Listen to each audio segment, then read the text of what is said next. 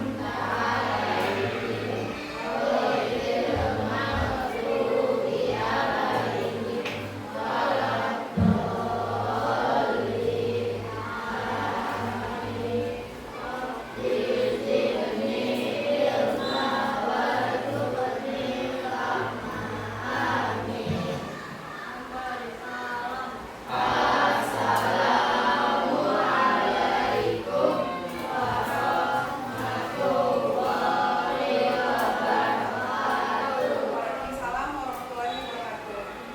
Baiklah anak-anak, sebelum kita mulai pelajaran, Memari akan mengabsen terlebih dahulu. Adelia, Akila, Ahmad Zahir, Azra, Desmond, Diana, Kesha, Rizky, Dewa, Raffi, Rizky, Rangga, Reisha, Sofi, Zahira, Muhammad Azri. Masuk semua ya saya hari ini? Ya, oke. Hari ini kita akan belajar tentang fotosintesis. Sebelum itu, Memari akan mengulas terlebih dahulu pelajaran sebelumnya. Pelajaran sebelumnya kita membahas tentang bagian tumbuhan. Nah, bagian tumbuhan ada apa aja? Ada akar, ada batang, ada daun. Ya, berarti kalian sudah paham tentang bagian-bagian tumbuhan ya.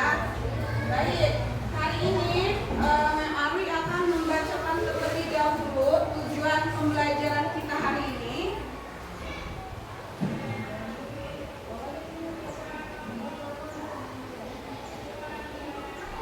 Ya, tujuan pembelajaran kita hari ini yang pertama adalah karena hari ini kita akan belajar tentang mata pelajaran IPAS. Ya, tujuan pembelajarannya adalah setelah peserta didik dan pendidik menyimak video proses fotosintesis pada tayangan ya yang akan ditayangkan melalui proyektor, dengan teliti peserta didik dapat menganalisis proses fotosintesis pada tumbuhan berdaun hijau dengan benar. Setelah peserta didik dan pendidik mengamati video proses fotosintesis pada PPT atau PowerPoint yang ditayangkan melalui proyektor, dengan teliti peserta didik dapat membuktikan proses fotosintesis pada tumbuhan hijau dengan benar. Ya, nanti setelah peserta didik melakukan kegiatan percobaan fotosintesis,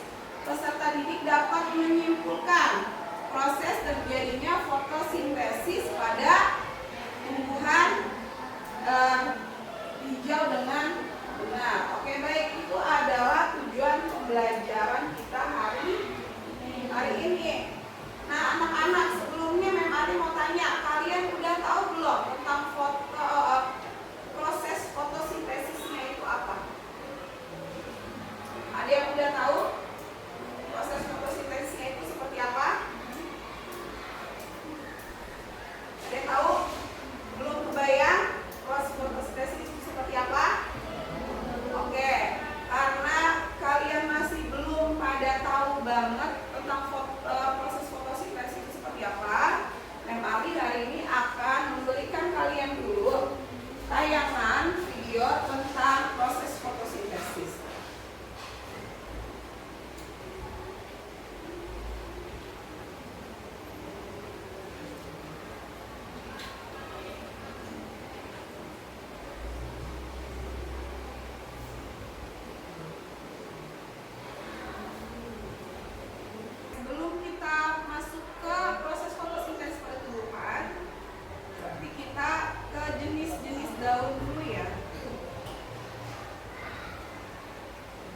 Halo adik-adik, bagaimana kabar kalian semua? Semoga kita semua diberikan kesehatan dan juga semangat dalam menuntut ilmu. Setelah kalian melihat video mengenai proses fotosintesis tumbuhan, pada video kali ini kita akan belajar bersama-sama tentang jenis-jenis daun berdasarkan bentuk tulangnya. Namun sebelum itu, yuk kita jalan-jalan ke kebun untuk melihat berbagai macam jenis-jenis daun. Wah, coba kita lihat adik-adik. Ada banyak sekali tanaman yang bisa kita lihat di sini. Ada singkong, ada tanaman jagung, ada tanaman jambu, tanaman pisang juga ada, dan yang terakhir ada juga tanaman eceng gondok. Tentunya dari beberapa tanaman tersebut memiliki jenis daun yang berbeda-beda. Untuk lebih mengenal jenis-jenis daun pada tumbuhan, yuk kita simak video pembelajaran kali ini tentang jenis-jenis daun berdasarkan bentuk tulangnya.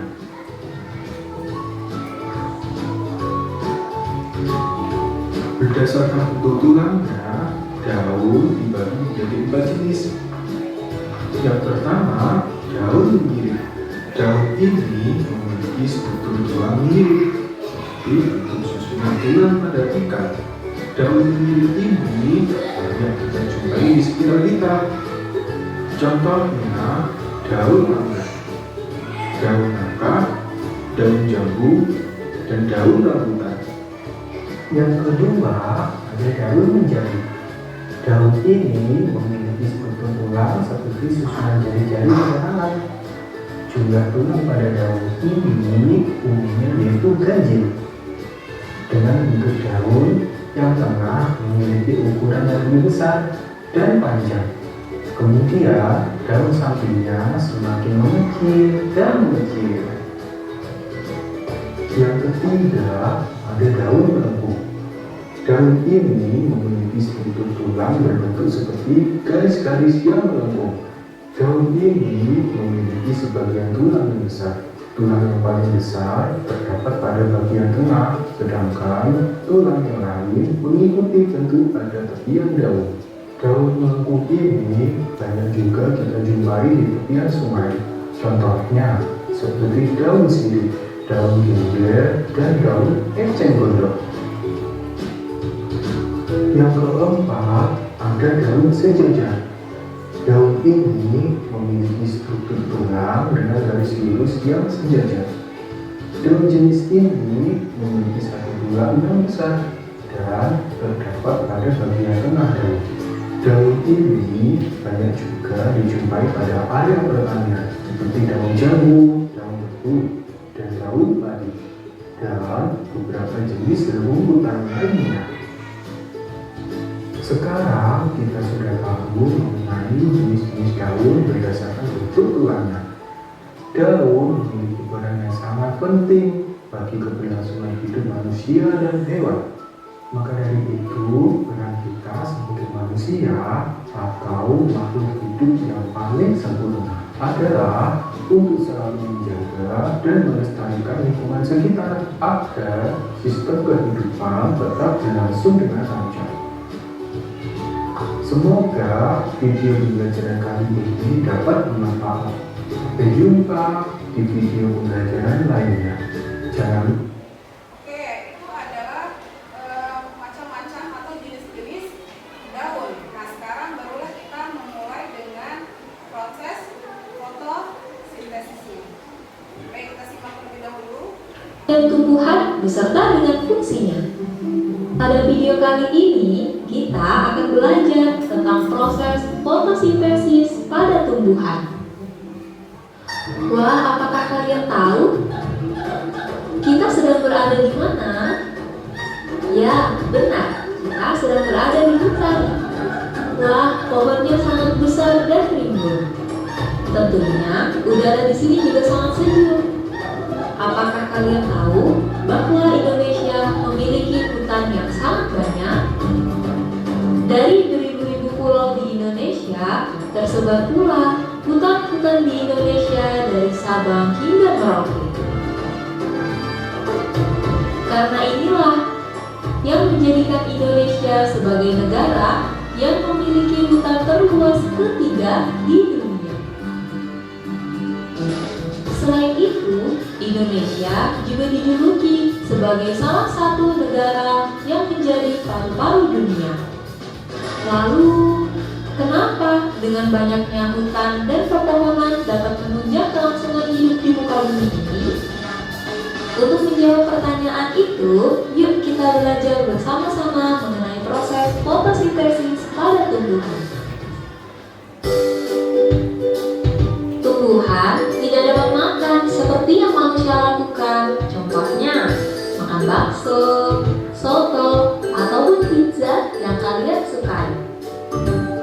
Tumbuhan memiliki sistem pencernaan yang berbeda dengan manusia ataupun hewan yang memiliki mulut, lambung, atau sistem pencernaan yang lain.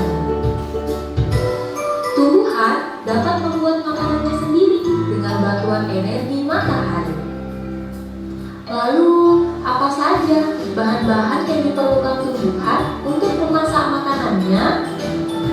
Tumbuhan memasak makanannya sendiri dengan menggunakan air, karbon dioksida, dan energi cahaya matahari. Akar pada tumbuhan yang berfungsi menyerap air dan mineral dari dalam tanah diangkut melalui batang hingga sampai ke daun. Pada daun inilah terjadi proses memasak makanan. Kemudian ada karbon dioksida. Karbon dioksida menjadi salah satu bahan yang penting dalam pembuatan makanan.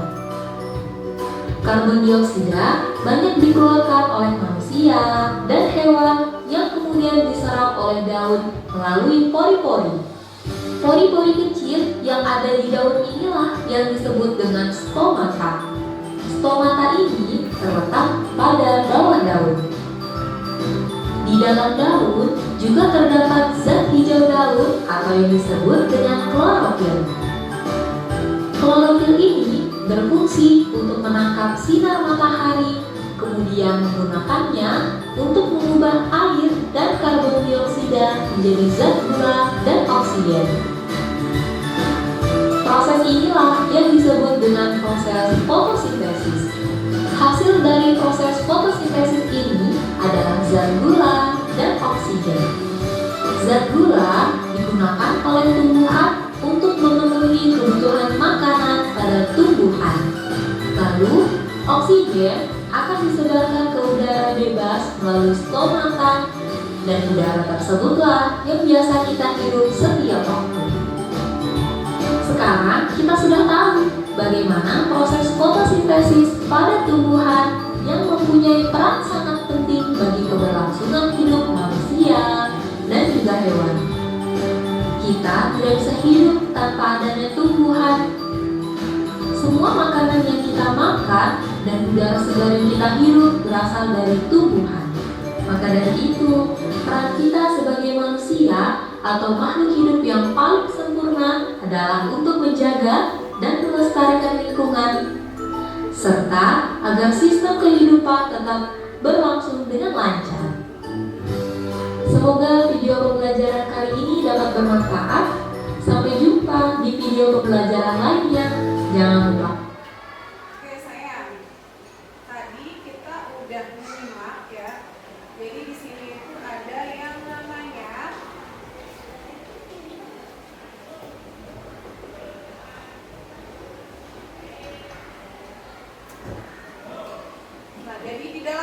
fotosintesis itu ya, tumbuhan dapat membuat makanannya sendiri dengan bantuan energi dari sinar matahari. Ya, jadi energinya itu dari sinar matahari. Nah, apa aja bahan-bahan yang diperlukan buat untuk memasak makanannya sendiri? Nah, itu yang pertama ada air, ada karbon dioksida, dan ada juga namanya energi cahaya matahari.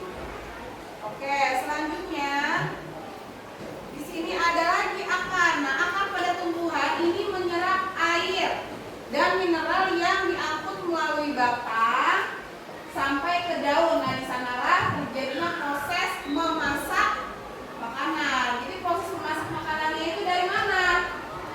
Dari akar yang menyerap air dan mineral yang diangkut melalui batangnya.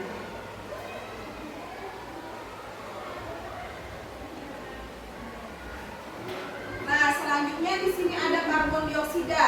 Ya, karbon dioksida ini banyak dikeluarkan oleh manusia dan hewan, kemudian diserap oleh daun melalui stomata.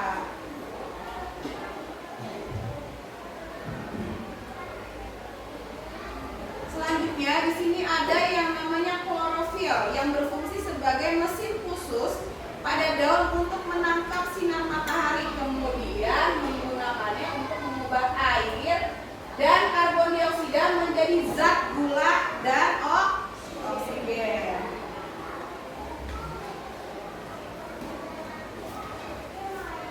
Oke, kira-kira proses fotosintesis seperti itu ya anak-anak.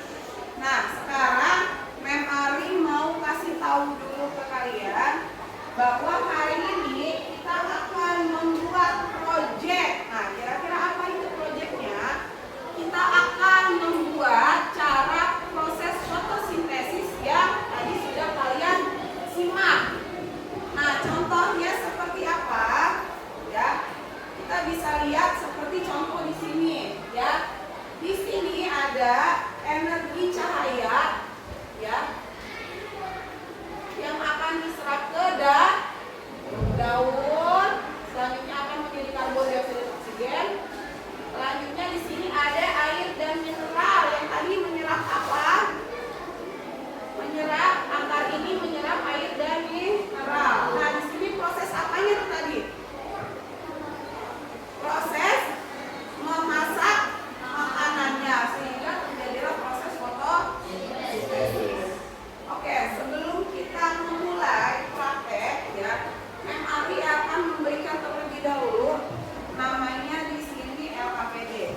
Nah, LKPD ini kita akan berdiskusi dan bekerja kelompok. Jadi Mem Ari akan membagikan satu kelompok itu 4 orang. Ya, karena kelas kita ada 16 orang, jadi Mem Ari akan bagi menjadi 4 kelompok yang terdiri dari 4 orang. Di sini Mem Ari bagi kelompok yang pertama ada Diana, Akila, Raffi dan Rangga. Kelompok kedua ada Kristi, Resya dan Kesha dan Dewa.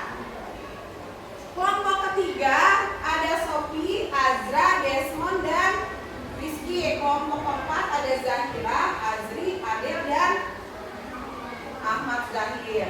Nah, Mem Ari di sini akan memberikan LKPD-nya terlebih dahulu. Silakan kalian baca terlebih dahulu LKPD.